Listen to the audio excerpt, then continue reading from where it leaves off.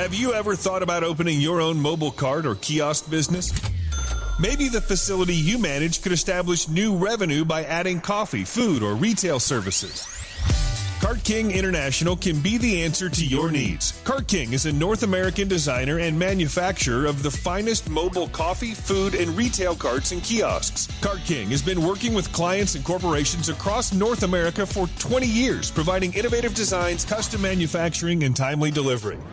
Carts and kiosks are fun, and so are the dozens of designs on our website. Please visit us today at www.cart-king.com or just call us at 1-877-986-7771 and get your sales rolling.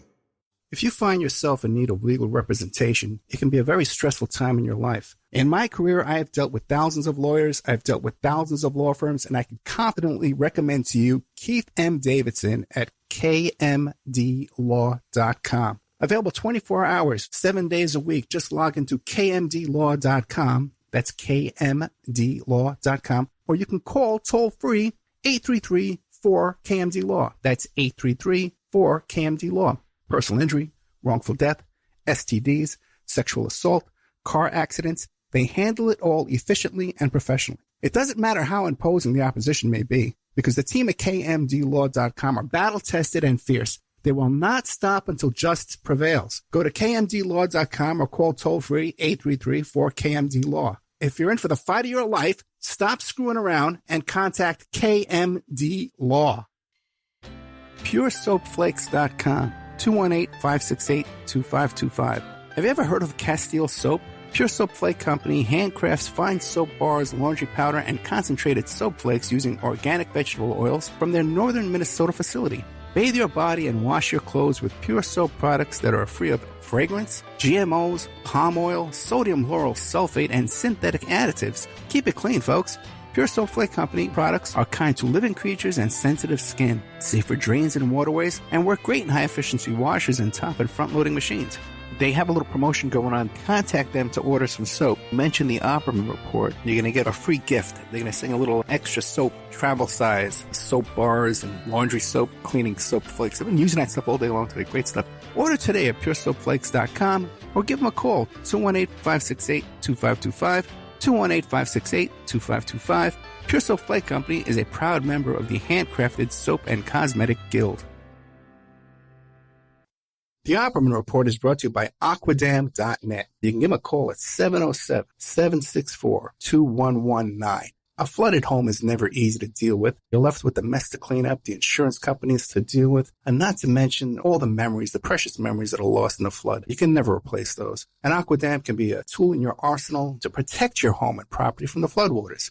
The cofferdam is filled with water to control water and is reusable as long as it's taken care of. It can protect your home or business from rising floodwaters like a dam, but without the beavers. It can also be used in construction. If you need an area to be dewatered, an Aquadam can do the job. An Aquadam was used at SeaWorld in Orlando for the Mako roller coaster ride during the coaster's construction by dewatering the work area. An Aquadam is now dewatering the work area at San Antonio SeaWorld for their newest roller coaster ride. An Aquadam has been used in many construction projects all around the U.S. and all around the world. Now give Aquadam a call, 707-764-2119. You can look them up online at aquadam.net. You can find them on Facebook at Aquadam Inc. You call them up, you email them, you tell them Ed Opperman sent you, and they're going to take 10% off the price. Aquadam.net, 707-764-2119. It's the Opperman Report. Join digital forensic investigator and PI Ed Opperman for an in-depth discussion of conspiracy theories, strategy of New World Order resistance, high-profile court cases in the news, and interviews with expert guests and authors on these topics and more. It's the Opperman Report. And now, here is investigator Ed Opperman. Okay, welcome to the Opperman Report. I'm your host, private investigator Ed Opperman. Now today, we got a very special guest, Dr. E. Michael Jones, author of the book Abu Graib and the American Empire. He's also just recently written a book, Church and the Jews. And you can check out his website, culturewars.com. Dr. Jones, are you there? Yes. Thank you very much. Dr. Jones, can you tell us about yourself? Who is Dr. E. Michael Jones?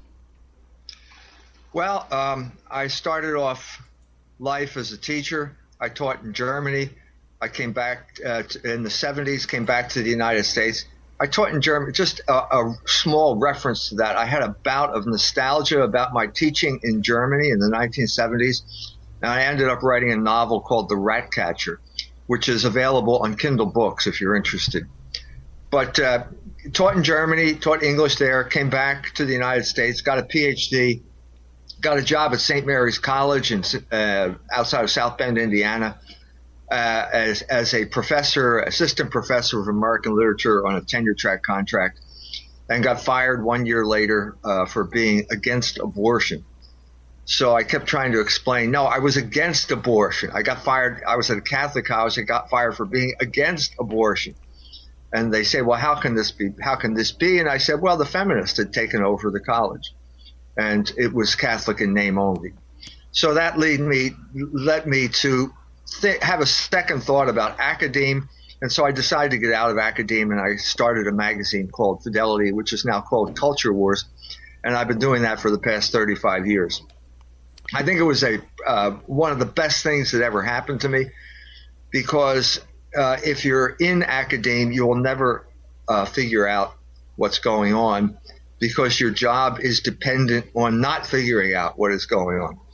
Your job is dependent on promoting the conventional narrative that the government wants promoted. And if you start saying something other than the conventional narrative, you will endanger the funding source of the university or college, and you'll get fired.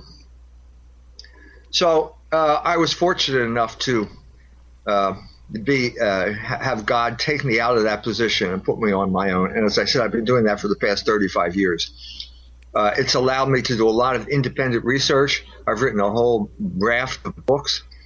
You mentioned two of them. I just did a history of capitalism, a very big book, 1,400 pages, called Barren Metal, a history of capitalism as the conflict between labor and usury. Just reading Michael Hudson's latest book, Killing the Host. And here we've realized great minds run in the same circles. We both came to the conclusion that the battle is usury, the oligarchs, the creditors, basically taking over governments throughout the world and stealing labor from the people who are the real producers of wealth. Let me ask you this. How would you describe your politics? Are you to the right, to the left? My politics are for the people against the oligarchs. This is an age-old conflict. It goes all the way back to Greece. The people are the 99%, the oligarchs are the 1%. The oligarchs maintain their hold on power by controlling all of the economy, the political economy, and they do this through a very simple form of looting known as usury. And the mechanism is compound interest. If you can get people to borrow money, eventually, according to the rules of compound interest, all of the property in the world will end up in the hands of the oligarchs. And we are fast on our way to that situation right now. So I am a Democrat opposed to the oligarchs. Now, unfortunately, in the United States of America, no one represents that position. Both parties, both the Democrats and the Republicans, are basically oligarch institutions. They are oligarch mechanisms that are there. They exist to take oligarch money and transform it into the popular vote in elections, to give the aura of respectability to basically the oligarchs' policy of looting the economies throughout the world. So then you have no faith in the Sanders campaign? Well, I think what you saw in New Hampshire was the people rejecting the mainline candidates of both parties.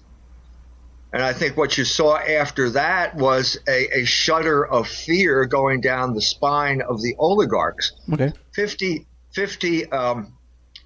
50 top contributors to the Republican Party met at a secret meeting in California. And the conclusion was, we have to stop Trump. Now, the Republican Party has a long history of doing this. They are notorious for putting up fall guys.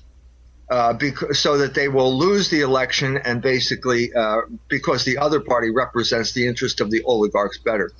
The Democrats are no different.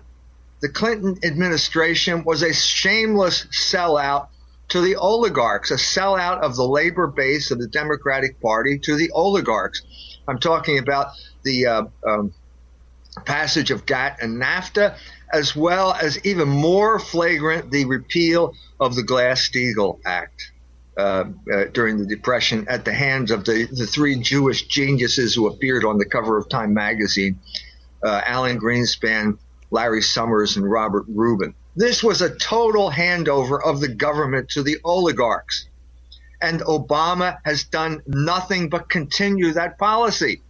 Tim Geithner's bailout was nothing but a horrendous sellout of the American people into the interest of the oligarchs. So the parties are really not – there's no difference in this regard to the parties. The results in New Hampshire were a repudiation of both political parties. So Bernie Sanders and Donald Trump represent the opposite of what these parties currently stand for. Okay, so you think that if Bernie did get in, that he would actually be for the people? Or he would have no chance? He is the only one. Okay. He is the only one who is addressing the issue of debt. All right. Specifically student debt, which is a horrendous problem. I was there at Occupy Wall Street. It was totally misrepresented by the media. Fox News was talking about the demonstrators shitting on the sidewalk, things like that. These were people in their 20s who, for the most part, were holding little cards that said, I'm $50,000 in debt, and all I can get is an unpaid internship. That is the situation that caused Occupy Wall Street. In other words, it's the imposition of debt on this unsuspecting generation, and at the same time the simultaneous withdrawal of any meaningful, well-paying job. So that was the cause of that. So it burned. I don't know I don't have a crystal ball here. I don't know whether Bernie Sanders is going to do what he says he's going to do. Obama certainly didn't do what he said he was going to do in the wake of the 2007-8 financial crisis. He did the exact opposite. Politicians are notorious for doing this. But I'm saying that the people are voting for Bernie Sanders because he says he's going to do something about debt, which is the principal problem right now across the world. Okay, then let me ask you two questions. One is I want to point out to you that the use of obscenities and 7 dirty words, while we can do it and get away with it, it will limit the audience that we have. So if you can try to keep that on. Okay. I was just quoting what they were saying. I got you. No, listen, I don't care. But we would have a much bigger audience. I will keep that in mind. So okay, Bernie's saying all the right stuff. So do you support Bernie? And because my thinking is, he is saying all the right stuff, and the people supporting him are in the correct direction. So even if Bernie's not perfect, we get him in there, and then we keep moving in that direction. You know what I'm saying? And we have this base organized that's awake and knows what's going on. Yes, you're right. I mean, the election always comes down to a choice between two people. Right. So at this point, it's premature to ask me who I would vote for. And it's always the lesser of two evils. But what I'm saying here is I just did a long interview with Phyllis Schlafly. Okay. The lady who who defeated the Equal Rights Amendment. I remember.